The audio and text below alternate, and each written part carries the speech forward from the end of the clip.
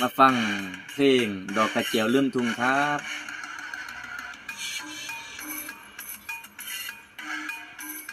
ฝนตก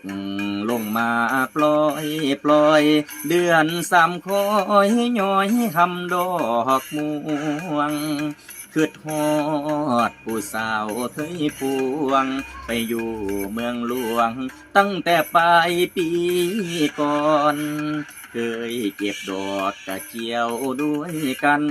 ฝนปล่อยปีนั้นอยู่ที่หัวนาดอนดอกกระเจียวเขียวแด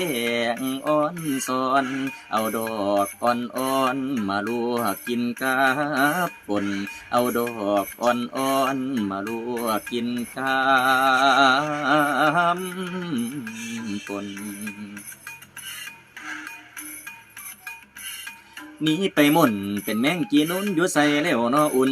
หนีไปหม่นละเป็นแมงกีนุนอยู่ใส่ละนออุ่นหรือแม่คุณมีบุญทรงอยู่มีสู่ผู้รวยย้ำบุญสวยบ่ยอมอวยมาหาลืมหัวหน้าบ่ที่เฮาเคยเกี่ยวดอกกระเจียวมันเดียวหาเจ้าสีแดงสีขาวคอยเจ้ามาเที่ยวย้ำฝนเที่ยวกระเจียวทรงยิ้มคอยเจ้าอยู่หน้าลาทินดินแดนข้าวเหนียวแม่ดอกกระเจียวบ่เลี้ยวขึ้นบ้านเก่าลืมแล้วบ่หัวหน้าป่าเคยพักเศร้าดอกกระเจียวสีขาวเจ้าเคยฝากอายยามแลงไปท่าแป้งตกแต่งทรงผมเลยบ่กลมมาซองไปท่าแป้งตกแต่งทรงผมเลยบ่กลมมาซองเขาทำน้องได้ร้องไม่เดียวลืมสู่ผู้รวยย้ำบุญสวยบ่ยอมอวยมาหาลืมหัวหน้าบ่ที่เฮาเคยเว้า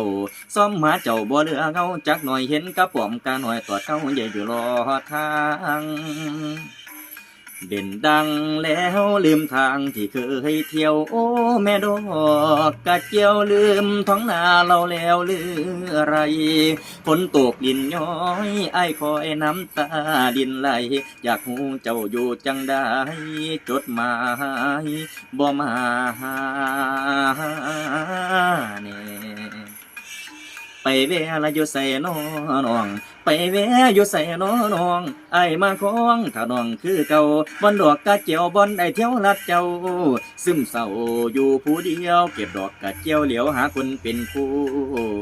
ป่านนี้ชมตรูอยู่ใส่น้อง